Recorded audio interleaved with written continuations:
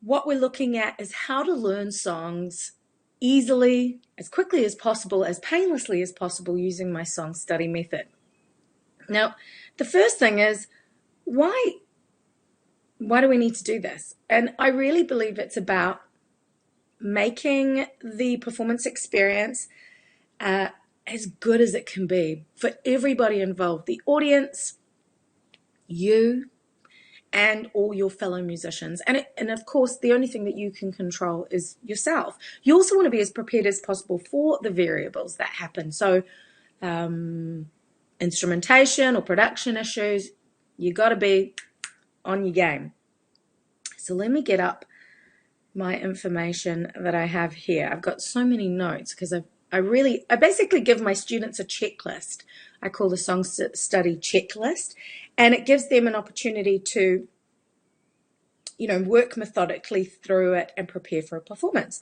So that is the reason, more than anything, that you want to have a checklist or have a method. And it depends on, it can be 2 points. The first one is, if you're not learning songs regularly or not performing regularly, what can happen is you get out of the flow of learning. And we all have different learning styles. So I'm going to try and offer some tips today that cater for every single learning style. If you're learning songs frequently, you're performing a lot, it's very easy for it to become work. And you sort of forget about connecting with the song and all the important elements that can really make you and the audience enjoyment of the song that much better. So let's kick off with when you should focus on learning a song. Now, it sounds like a silly kind of statement, but I really think that it depends on the performance situation and how gig fit you are. And so when I say when, I mean how much time do you need to dedicate to learning a song? For some of my studio sessions, I will give 2 hours because I just need to know the overview of the song. I'll have the lyrics in front of me and I'll be isolating elements of the song. So 2 hours works. For a live gig, I would highly recommend, and this sounds excessive, but I'm down with this 100%. I highly recommend a month per song. So for example, with the symphony show, I had 3 songs. I got the songs well in advance and I really studied each song individually, gave it about overall a month of complete study for each song. What that looks like to you can be different, but give yourself time. You really want to be able to engage and enjoy your performance. So give yourself some time. So anywhere from 2 hours for a studio session for me, all the way through to a month per song in an ideal world. The faster you get at learning songs, so again, it does depend on the frequency that you are having songs plonked in front of you to learn. You'll learn your own natural flow and you'll find that ideal time frame that you need to work towards, or to allow, I should say. Now, whether you're performing or not, you'd want to use a song study to not only learn a particular song, but if you're practicing and up-leveling your singing, which you should be all the time, you can use it as a way to overlay the techniques. So I'd recommend that you not only learn the songs for your performances, but also pick songs that you just really love to sing or that you want to trial your techniques on, and you can use this exact method for the same reasons. So you would practice, you would create a practice plan. And so I'm going to put some links into the blog that will host this lovely video later on. That'll send you right to my How to Create an Effective Practice Plan video, and more tips on that as well. We've talked about the what, when, where, why, and who would learn. And I do think like anybody can have a really effective song study practice, but specifically it's really anyone. So anyone who wants to learn their own song really well, or who wants to learn a cover, as well as depending on where you are in your kind of journey of vocal development, how frequently or infrequently you are performing live. So it's kind of like 2 angles, 2 perspectives that you can look at it from: how gig fit you are, how frequently you're performing, and just how deeply you want to connect with your song. Now, I'm not just talking about covers, I'm talking about your originals as well, because as we know, I've talked about creating your own performance opportunities, and I'll link to the blog post about that as well for extra tips. But the whole point is to create an opportunity to perform whatever music, whether it's covers or your own, to an audience so that you can connect and you can share your gifts. If you are doing or planning any performances, this is an essential checklist or a method. But also, as I mentioned before, if you're learning songs, to overlay your singing techniques as you're learning them, that's another reason. So really what I'm saying is everybody needs this. Okay, so let me just crack straight into it. As always, I have notes. So I mentioned that I really want to offer tips that help all learning styles. So whether you're an auditory, an oral, or an oral learner, or you are a tactile learner, so you really got to touch, feel, write, play with things to get it into your head and into your body, then this will hopefully check all of those boxes. The first place that I like to start is with the lyrics. So if you're learning a cover, and we'll just use the covers as an example for the ease of an example, you can go and search the internet for the lyrics and pull them up. Be sure to check them. Or, you know, there are some hairy internet lyric situations, but also if you're more of a tactile learner, you could actually listen, old school style, listen to the song and write the lyrics out. And that gives you a way of not only connecting with the lyrics, but really embedding them into your memory. So if you like to take an extra step for learning lyrics, that's a great step. I love a website called azlyrics.com. I don't know why, that's just my favorite go-to site, and they seem to be correct more often than not, but I will always go through and I'll check them. So that's part of the process. So you'll go to the website, whichever website, you'll find the lyrics, you'll copy and paste them into a separate document, and then you'll listen to the song and you'll just go through and you'll just check them. You'll make sure that they're correct. And that's a great time to maybe put it, get your head around the form of the song. Okay, so what classifies as a section, whether it's a verse, chorus, a bridge, intro, outro, and just map out the song. Then the next thing that you might like to do, and I'm working on the principle of breath being the power for the song, the source of the vocal folds where you create your vocal quality or your tone as the next element, and then how you're going to filter it, ways of delivering the song with enunciation, diction, any tips and tricks for making it easier to sing. So I would start with the breath first. I'd go through and I would mark out with an apostrophe or a slash, whatever your own note-taking mapping codes are, and map out where to breathe. So the key though is that you want to think about maybe where the artist themselves is breathing naturally. And the problem with listening to a studio recording is that everything is comped to all hell. So people are literally taking breaths out of the final edit. So maybe go and watch a live performance and see where they breathe if you are, you know, struggling, if it's like particularly long phrases or anything like that. Then a great tool as well too, which kind of leans on the vocal quality element or connecting with the lyrics, is to actually speak through the text, to speak the lyrics. And then you can figure out how you might naturally phrase it to make the song your own. Now you can do this with your originals and covers. So you would just speak it, you know, like happy birthday to you, happy birthday to you, happy birthday, happy birthday, happy birthday to you.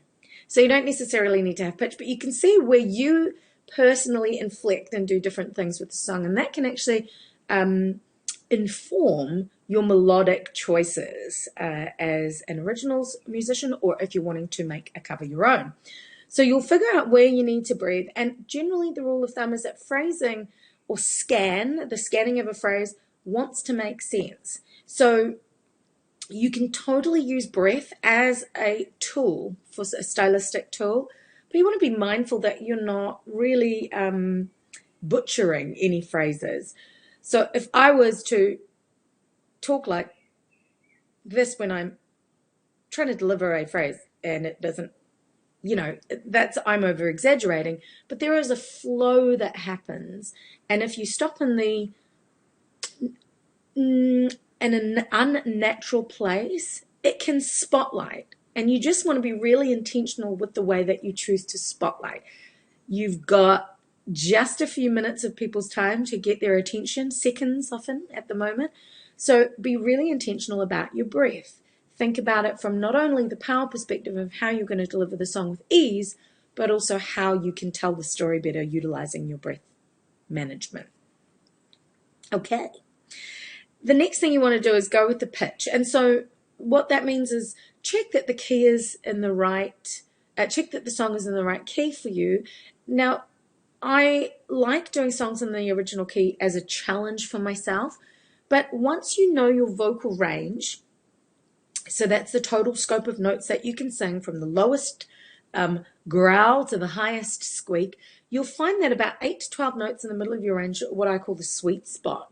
And that will be where you have the most control usually. You'll also be able to navigate different voice quality or tonal choices with ease as well. And you'll find, you'll know where that sweet spot is. But I do think it's a great idea to work out your vocal range and then figure out those 8 to 12 notes. If the song falls outside of those 8 to 12 notes, you might have some choices to make about what voice quality or what filtering tools, because we're essentially can utilize our filtering, our nasal passage and our oral cavity like our own mixing desk. So we can brighten, tonality, or we can make it darker by the way that we utilize our vocal tract, our filter. So you can make some choices around that help you to decide how to tell the story within your vocal range. Or you might find that the whole range is really great, but there's just a couple of parts that are challenging you. And that could actually be where there is a transition point, a break, some people call them. I prefer to think a transition or a coordination change point in your voice from one voice quality to the next. And there are fixes that you can use, like starting in the vocal quality you want to finish in, rather than trying to make that yodel-like flip occur, which is the default setting quite often if you haven't got control over those voice qualities or the transition points. You do kind of get, what shaking is happening in your voice at certain points, or you just can't quite reach the note. So knowing what key suits you and knowing where those transition points are in your voice can help you. It's not necessarily about taking the key down either. Quite often, you might need to take the key up just to get past a particular voice quality transition point. So consider those options. You've got tons of tools in your singer's toolkit that you can use, and this is a reminder of which one of those.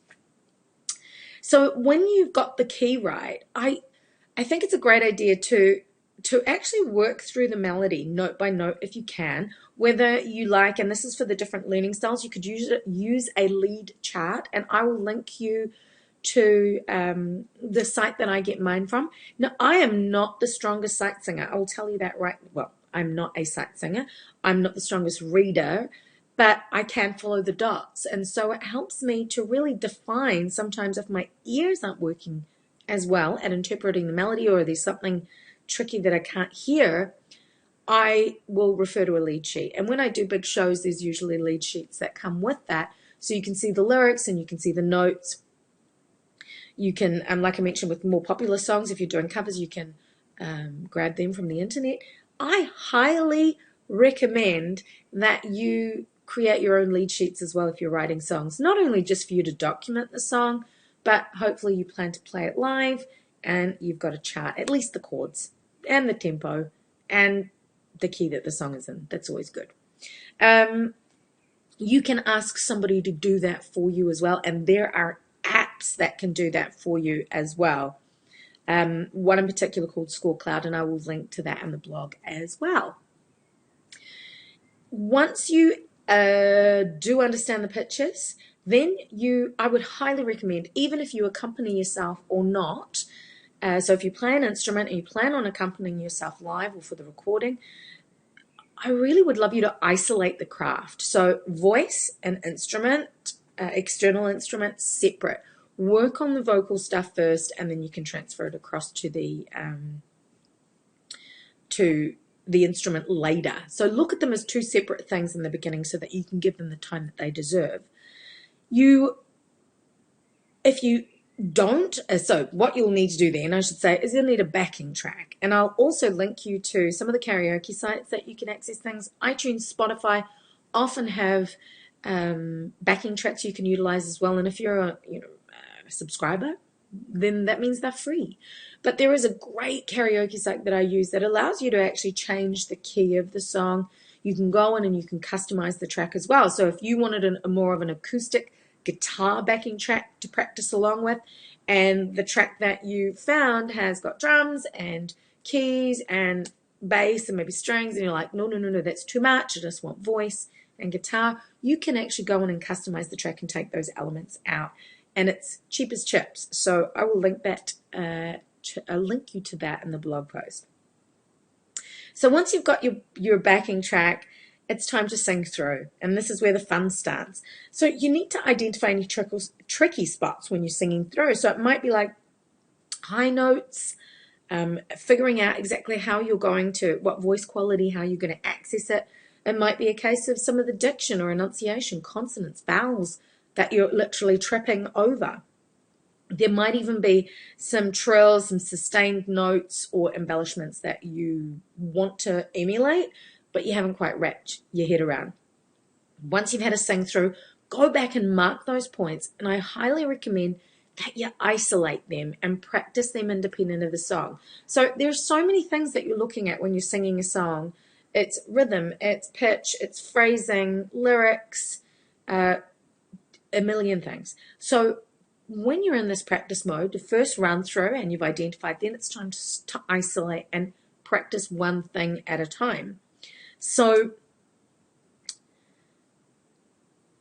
it can feel challenging to do that, but I really encourage it. And I'll give you an example of what I do with my clients, is that we might have in a situation where there's that transition point, for example, where going from one, maybe there's an interval where it crosses over, two notes cross over a particular transition point.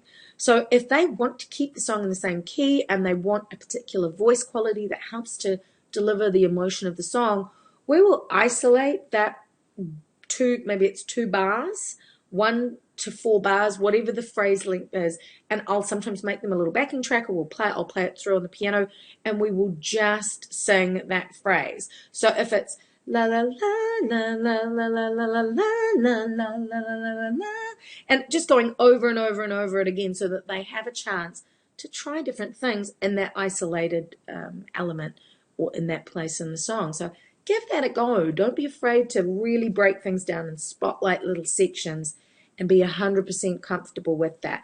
Breath first, vocal quality second, and then any filtering that you have. So any words, any additional tonal effects that you'd like to add on, go for there.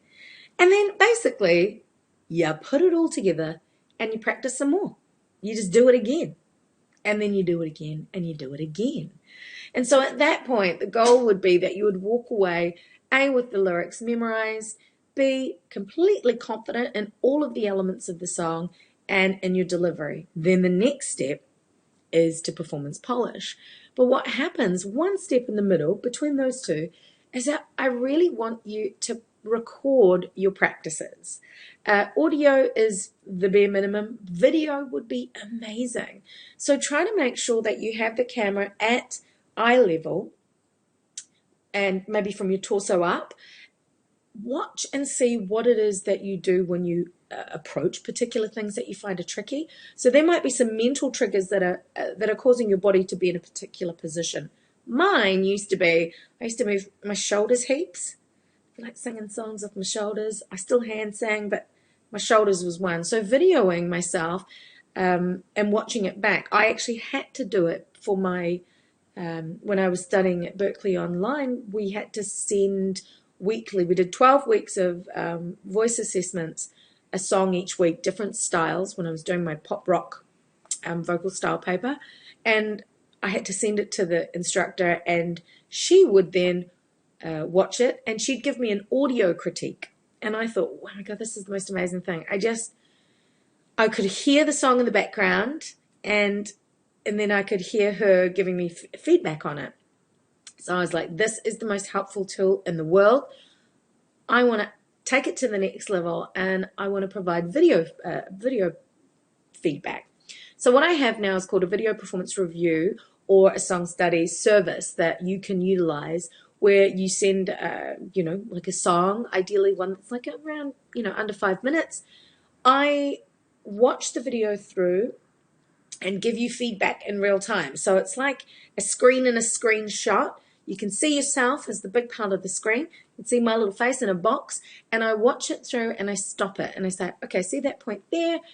Your shoulders are moving. Now, I've actually done a video demonstrating a critique of myself that you can go and watch. So I'll put a link into the blog post as well, where you can see this video performance review and see how it works, as well as a link to my calendar. If you want me to help you prepare a song, you can do that, and I can do a song study or a video performance review for you. The cool thing about that is that you've got it forever. So you can watch it back over and over again. You go away, you isolate the practice in the areas that we talked about or that you're wanting to work on, and then you video it again, and you kind of almost have like a before and after, which is so cool.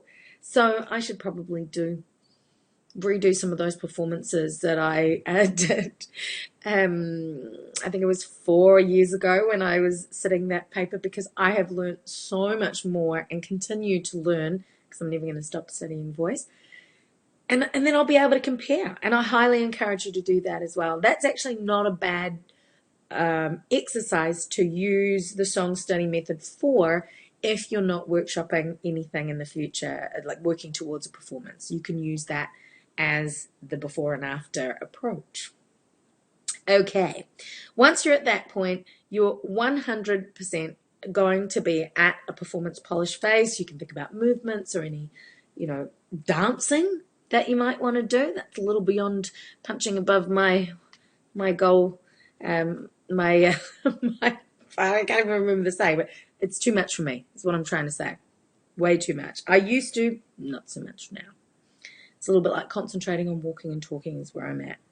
So yeah, basically just practice, but use this checklist as outlined. And these points will be on the blog post as well too. The number one thing that you can do really to get inspiration for this process is to watch other artists perform the songs that you're practicing. That can tell you so much, not only about where they're breathing live, you can see where they're dropping phrases and the backing vocals are picking up the slack. You can get inspiration for different stylistic tools that you can utilize to make the song your own. And again, this does go for the originals as well. So those song studies, the goal really is just that you have a consistent process that helps you to always connect with the song, which helps you to feel better and helps the audience or whomever is going to be listening to you sing, whether it's live streaming, busking, in a performance to 5 people or in a performance to 5,000 people, can connect and trust that you know what you're doing, and in turn you yourself know what you're doing and end up having a really great time. So to wrap this up, let me tell you about the symphony performance that I popped a little video up on yesterday. Was the most intensive phrasing. It didn't have a sort of a natural musical structure to it. It was almost like a spoken phrase that had been edited into a certain place. And so you've got a click track going, just holding time, and just to sustain on the strings, which was quite, it wasn't necessarily a huge sound from which to pitch with, but it gave me my pitch. I was utilizing my in-ears, and so whatever you need to ask for, and every environment, every venue is different, so you have to adapt. And that's why I wanted to be as prepared as I could be leading into it. Very awesomely, I also had a conductor, the amazing Peter Thomas, who was there kind of as my backup. He was my rock. So I could look to him if I was anywhere in the phrase that wasn't, where I was meant to be. But it basically, if I'm to speak it out, if this is the timing, it was like, da, da, da. So it was like, can you feel me? Feel me. I'm tired of being caught up in these one-night affairs. If you're looking for devotion, you got to show me love. Oh, I need you to show me. You got to show me. So weird as phrasing. It wasn't like on the 1 and the 3, the 2 or the 4, any particular. It was all very 1 and or 3 and 1 anticipated. So rhythm is such a crucial thing that singers sometimes forget to really connect with. The value of a beat. How long is the beat? Where do you come in? And once you have an understanding of that, I'm always working on it. And I give my students that need to focus on the rhythm a little bit more some MP3s that are just different time signatures, so 4/4, 3/4, and 2/4, and we will just practice singing well-known songs and changing the phrasing so that we can understand not only where the beat sits and the importance of how that can drive the song, but how where you sing or phrase the lyrics can actually affect the flow of the song, make it feel settled or create a bit of tension, release into the right point. And if you don't hit the right point, which is where this story is going, one night the backing track has augmented vocals in it.